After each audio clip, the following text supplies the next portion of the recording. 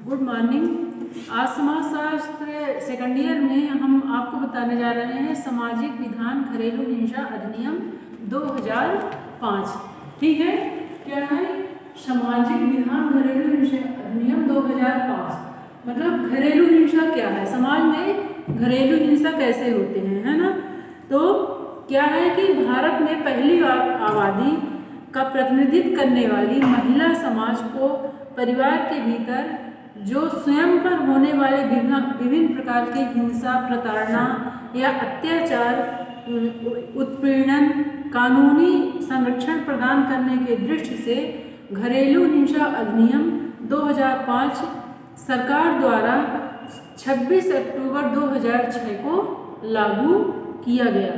महिला सुरक्षा की दिशा में यह अधिनियम मील का पत्थर सिद्ध हुआ है, क्योंकि लागू करने में एक वर्ष के भीतर 10,000 से भी अधिक प्रकरण दर्ज किए गए थे।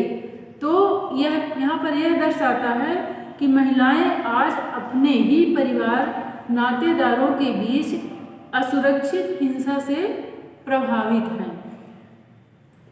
ठीक है, तो घरेलू हिंसा अधिनियम 2005 में क्या योजनाएं लागू की गई हैं। जो घरेलू हिंसा मतलब घरेलू घर में महिलाओं के प्रति जो अत्याचार होते हैं, जैसे मान लो कि दहेज प्रथा हो गया, है ना, और इसको लेके बहुत सारे अत्याचार होते हैं, महिलाओं को सहना पड़ता है, मारपीट, उत्पीड़न, कष्ट पहुंचाना, जितने भी हैं ये अधिनियम 2005 में इसको लागू किया गया। फिर क्या है 2005 में समाज में समयानुसार जैसे जैसे प्रगति की मार्ग उन्मुख हो रहा था, वैसे वैसे समाज में हिंसा की प्रवृत्ति भी बढ़ती जा रही थी। प्राचीन काल से लेकर आज तक महिलाएं हिंसा का सबसे अधिक शिकार हुई हैं, परंतु महिलाओं के स्थिति में काफ़ी सुधार भी आया है, क्योंकि वर्तमान में महिलाएं कामयाबी की राह में आगे बढ़ रही हैं। मतलब अब पहले के अपेक्षा अब जो है तो महिलाएं ज़्यादा जागरूक हैं और सभी प्रकार की सुविधाएं उनको उपलब्ध कराया गया है। ठीक है, परिवार में जैसे अत्याचार, उत्पीड़न, शोषण करने हेतु सरकार ने एक अधिनियम बनाया जिसे घरेलू हिंसा महिलाओं के संरक्षण अधिनियम 2005 कहा जाता है। अब इसकी परिभाषा, घरेलू हिंसा की परिभाषा राज्य महिला आयोग के अनुसार, राज्य महिला आयोग के अनुसार इनकी परिभाषा है कि कोई भी महिला यदि परिवार के पुरुष द्वारा की गई मारपीट अथवा अन्य प्रताड़ना से त्रस्त है तो घरेलू हिंसा का वो क्या कहलाएगी, शिकार कहलाएगी, है ना। घरेलू हिंसा में महिलाओं के संरक्षण अधिनियम 2005 के तहत उस घरेलू हिंसा के विरुद्ध संरक्षण की सहायता व अधिकार प्राप्त है। ये क्या हो गया, राज्य महिला आयोग के अनुसार घरेलू हिंसा की परिभाषा हो गई। फिर घरेलू हिंसा के प्रमुख कारण क्या क्या है। ठीक है, क्या है घरेलू हिंसा के प्रमुख कारण।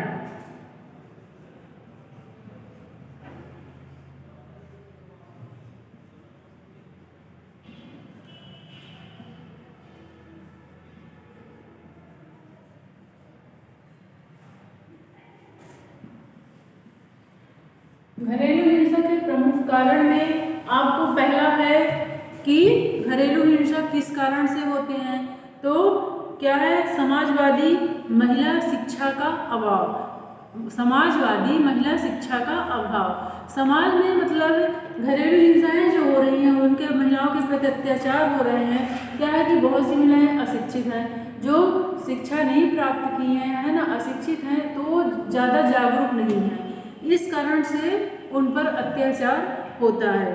फिर है महिला के चरित्र पर संदेह करना। दूसरा है शराब की लत। इसके 3 प्रमुख कारण हैं। कौन सा है, समाजवादी महिला शिक्षा का अभाव, दूसरा महिला के चरित्र पर संदेह करना और तीसरा शराब की लत। ठीक है, चौथा नंबर है इलेक्ट्रॉनिक मीडिया का दुष्प्रभाव और 5वां नंबर है महिला को स्वावलंबी बनने से रोकना। ये इनके प्रमुख 5 कारण हैं। फिर घरेलू हिंसा के दुष्प्रभाव क्या है, इसमें दुष्प्रभाव क्या क्या पड़ते हैं। तो घरेलू हिंसा में महिलाओं के तथा बच्चों पर शारीरिक, मानसिक और भावनात्मक दुष्प्रभाव पड़ता है। इसके कारण महिलाओं के काम तथा निर्णय लेने की क्षमता पर भी प्रभाव पड़ता है। परिवार में आपसी रिश्तों और आस पड़ोस के साथ रिश्तों व बच्चों के हिंसा का भी सीधा प्रभाव इसमें पड़ता है। ठीक है।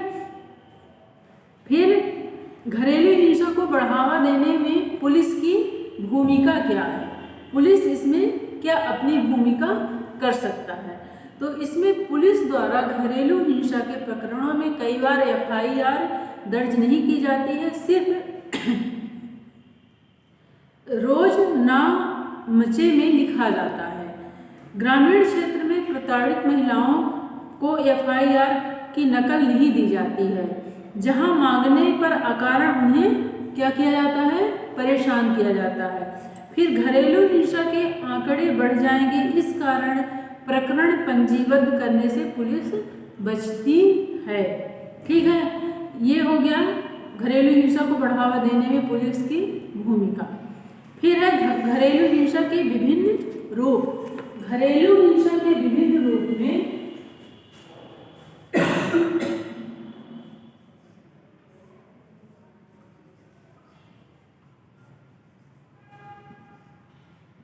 घरेलू हिंसा के विभिन्न रूप में इसमें ये हो गया क्या, घरेलू हिंसा के रूप।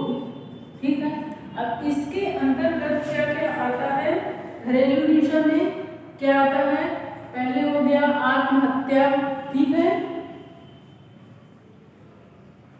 आत्महत्या हो गया। फिर है दहेज प्रथा, दहेज हत्या, दहेज हत्या। फिर क्या आता है, महिलाओं की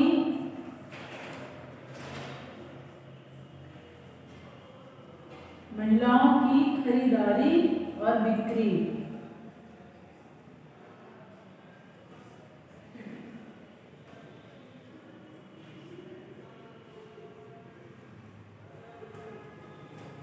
फिर है छेड़छाड़।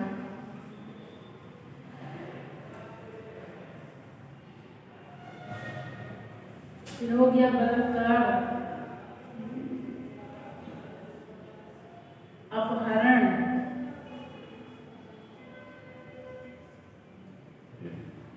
और हो गया मारपीट।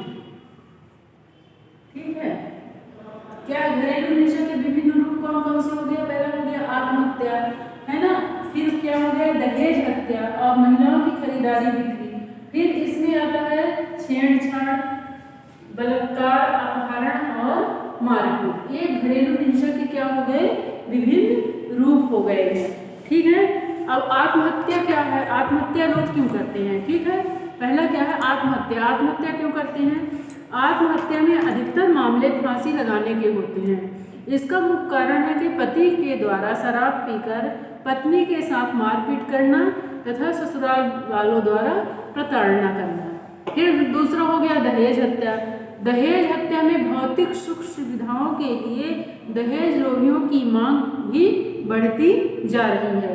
इस कारण से मध्यम वर्गीय तथा अशिक्षित वर्ग के नहीं बल्कि उच्च वर्गीय परिवारों में भी दहेज हत्या के मामले सामने आते हैं। फिर प्रताड़ना। पुलिस थानों में मानसिक एवं शारीरिक प्रताड़ना देने के मामले में तेजी से बढ़ रहे हैं। गरीब तथा अशिक्षित वर्गों की प्रताड़ना के मामले अधिक होते हैं। इसमें से क्या है, शराब की लत, जुआ तथा आवारागी और इसके प्रमुख कारण हैं। फिर चौथा नंबर है बलात्कार। परिवार के सदस्यों तथा रिश्तेदारों के द्वारा ही क्या किया जाता है, बलात्कार करने के मामले अधिक हो रहे हैं। फिर है पांचवा नंबर में क्या आता है, मारपीट। ठीक है, घर परिवार में महिलाएं क्या है, सुरक्षित नहीं हैं। अक्सर छोटी छोटी बातों पर उन्हें मारपीट का क्या होना पड़ता है, शिकार होना पड़ता है। विशेषतर निम्न वर्गीय एवं मध्यम वर्गीय परिवार के महिलाओं में ये मारपीट और अत्याचार अधिक होते हैं। ठीक है, ये हो गया क्या, घरेलू हिंसा के विभिन्न रूप, 5 प्रकार के रूप हैं। ठीक है, फिर अगला आएगा क्या, महिलाओं के कानूनी अधिकार, घरेलू हिंसा अधिनियम 2005, मतलब डोमेस्टिक वायलेंस एक्ट 2005। ठीक है, तो इस अधिनियम के निर्माण में 2005 में किया गया था। 26 अक्टूबर 2006 से ये लागू किया गया था। यह अधिनियम महिला एवं बाल विकास द्वारा संचालित किया जाता है। इससे संरक्षण अधिकारी नियुक्त किए गए जो घरेलू हिंसा के पीड़ित महिलाओं की क्या करते हैं, शिकायत सुनते हैं और उसकी पूरी जांच पड़ताल करते हैं। ठीक है, तो इनका 2005 के प्रावधान जो बनाया गया, तो घरेलू हिंसा 26 अक्टूबर 2006 को लागू किया गया। फिर इसमें धारा या अनुच्छेद 4 में प्रत्येक राज्य सरकार अपने राज्य में संरक्षण अधिकारी नियुक्त करती है और सेवा प्रदाता ऐसा संगठन है जो महिला की सहायता करने में काम करता है। फिर धारा 5 में से संरक्षण आदेश पाने का अधिकार प्राप्त है। सेवा प्रदाता सेवा उपलब्धता और परिवार पत्र दाखिल करने का भी अधिकार प्राप्त है। ठीक है, फिर ये घरेलू हिंसा में शामिल कृत्य, घरेलू हिंसा के कृत्य कौन कौन से हैं, तो घरेलू हिंसा अधिनियम 2005 के अंतर्गत निम्नलिखित कृत्यों का महिला के विरुद्ध घरेलू हिंसा माना गया है। पहला क्या है, शारीरिक हिंसा, दूसरा लैंगिक हिंसा, तीसरा मौखिक और भावनात्मक हिंसा, चौथा जो है तो आर्थिक हिंसा है। अब पहला क्या है, शारीरिक हिंसा। शारीरिक हिंसा मारपीट करना, थप्पड़ मारना, ठोकर मारना, दांत तोड़ना, लात मारना, ये क्या है शारीरिक हिंसा। लैंगिक हिंसा आपस में दुर्व्यवहार करके अपमानित करना। फिर मौखिक या भावनात्मक हिंसा क्या है, अपमान, गालियां देना, दहेज आदि न लाने पर अपमान करना। आर्थिक हिंसा है आपके या बच्चों के अनुसरण के लिए धन उपलब्ध न कराना, अपने आपके या बच्चों के लिए खाना, कपड़े, दवाइयाँ आदि उपलब्ध न कराना, रोजगार करने में बाधा डालना, किसी रोजगार करने की आज्ञा न देना और साधारण घरेलू उपयोग में कपड़ों अथवा वस्तुओं की चीज़ें के इस्तेमाल में अनुमति न देना। ये क्या हो गया है, घरेलू हिंसा के निम्नलिखित शामिल कृत्य हो गए। ठीक है, ये हो गया आपका घरेलू हिंसा अधिनियम 2005। धन्यवाद।